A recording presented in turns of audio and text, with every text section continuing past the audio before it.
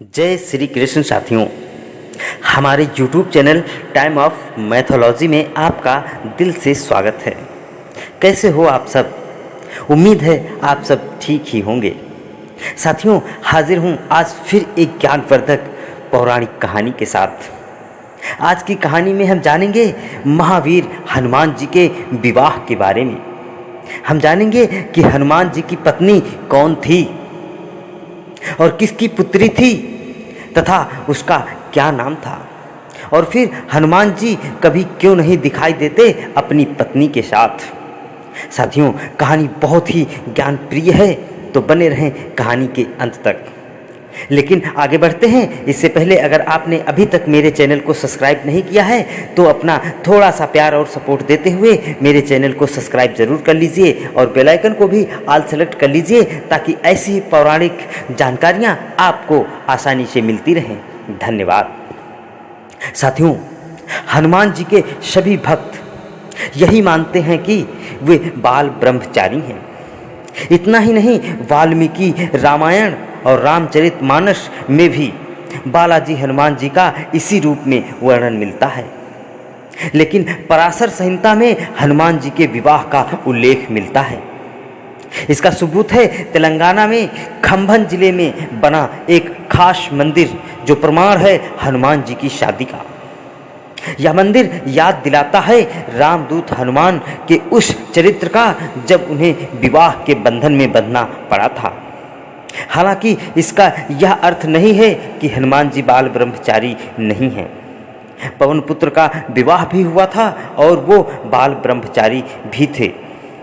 साथियों, आइए जानते हैं आखिर क्या मजबूरी रही जिसके चलते हनुमान जी को करना पड़ा था विवाह।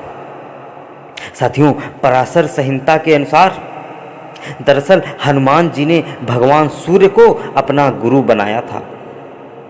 हनुमान जी सूर्य भगवान से अपनी शिक्षा ग्रहण कर रहे थे।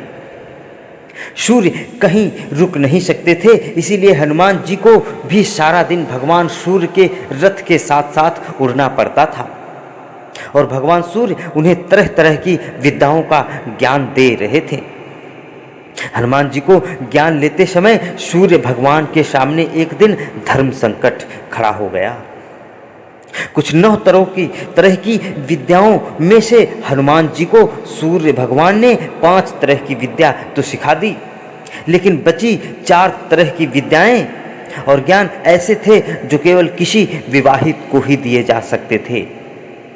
हनुमान जी पूरी शिक्षा लेने का प्रण कर चुके थे, इससे कम पर वे मानने को राजी नहीं थे। इधर भगवान सूर्य के सामने संकट था कि वह धर्म के अनुशासन के कारण किसी अविवाहित को कुछ विशेष विद्याएं नहीं सिखला सकते थे। ऐसी स्थिति में सूर्यदेव ने हनुमान जी को विवाह करने की सलाह दी और अपने प्रण को पूरा करने के लिए हनुमान जी भी विवाह सूत्र में बंधकर शिक्षा ग्रहण करने को तैयार हो गए। लेकिन हनुमान जी के लिए दुल्हन कौन हो और वह कहां से मिलेगी, इसे लेकर सभी देव चिंतित थे। फिर सूर्यदेव ने अपनी परम तपस्वी और तेजस्वी पुत्री स्वर्चला को हनुमान जी के साथ शादी करने के लिए तैयार कर लिया। इसके बाद हनुमान जी ने अपनी शिक्षा पूर्ण की और स्वर्चला सदा के लिए अपनी तपस्या में लीन हो गई। इस तरह हनुमान जी भले ही शादी के बंधन में बंध गए हों, लेकिन शारीरिक रूप से वे आज भी एक ब्रह्मचारी हैं। पराशर संहिता में तो यह लिखा गया है कि खुद सूर्यदेव ने इस शादी पर यह कहा कि यह शादी ब्रह्मांड के कल्याण के लिए है और इससे हनुमान जी का ब्रह्मचर्य प्रभावित नहीं होगा।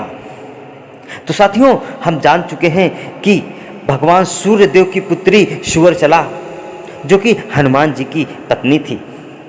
साथियों, हमारे हिंदू ग्रंथों में हनुमान जी के बेटे का भी जिक्र मिलता है। तो आइए साथ में यह भी जान लेते हैं कि आखिर कैसे हुआ हनुमान जी को पुत्र और क्या नाम था वीर हनुमान जी के पुत्र का।